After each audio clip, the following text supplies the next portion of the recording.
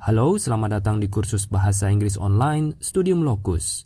Saya Ivan, guru Bahasa Inggris Anda. Ini adalah pelajaran 3 bagian pertama, pengantar belajar tenses.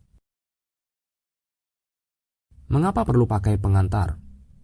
Ada dua alasan. Alasan pertama, karena saya ingin mengajarkan tenses dari dasarnya. Alasan kedua, karena saya ingin menunjukkan bahwa bermacam-macam rumus tenses itu sebenarnya berasal dari 6 rumus dasar saja. Kalau Anda memahami 6 rumus dasar ini, Anda akan menguasai tenses dengan mudah dan cepat. Jadi tujuan pembelajaran pelajaran pengantar ini adalah Anda memahami logika yang melandasi sistem tense dalam bahasa Inggris. Dan untuk mencapai tujuan ini, saya anjurkan Anda benar-benar mengikuti alur pembahasan saya di pelajaran ini.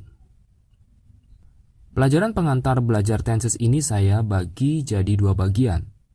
Bagian pertama adalah memahami konsep tense dalam bahasa Inggris, dan bagian kedua adalah memahami mekanisme predikat atau verb dalam kalimat bahasa Inggris. Nah, sekarang kita akan masuk ke bagian pertama, memahami konsep tense. Apa itu tense? Jawaban singkatnya, tense itu adalah indikator waktu dan aspek dalam sebuah kalimat.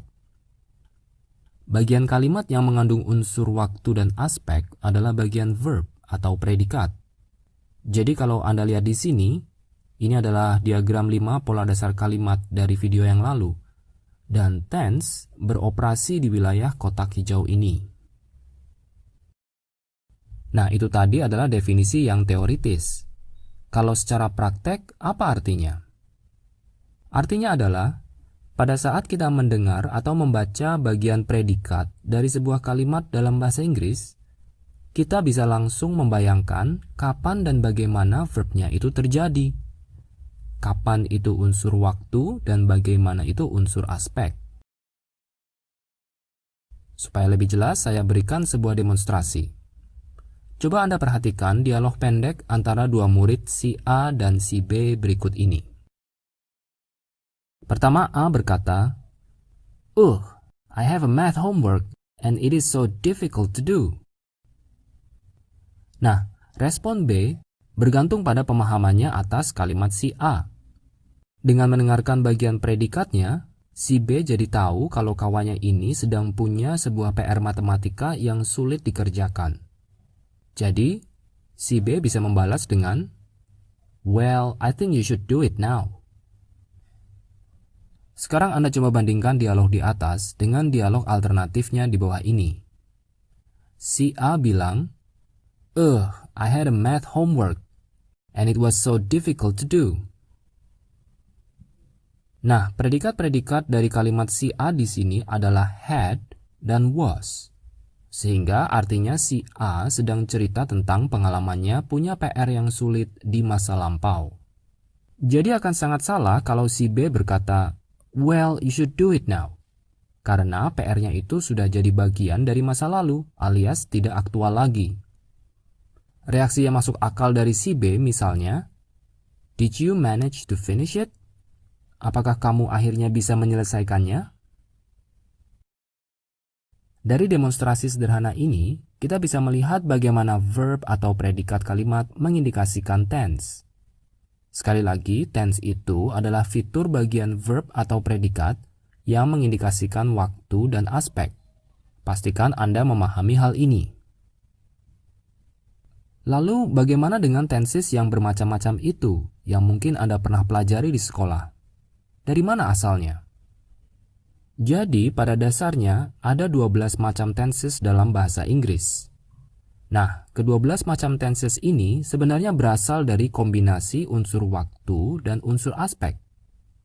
Begini penjelasannya. Unsur waktu ada 3 macam, yaitu past, present, dan future.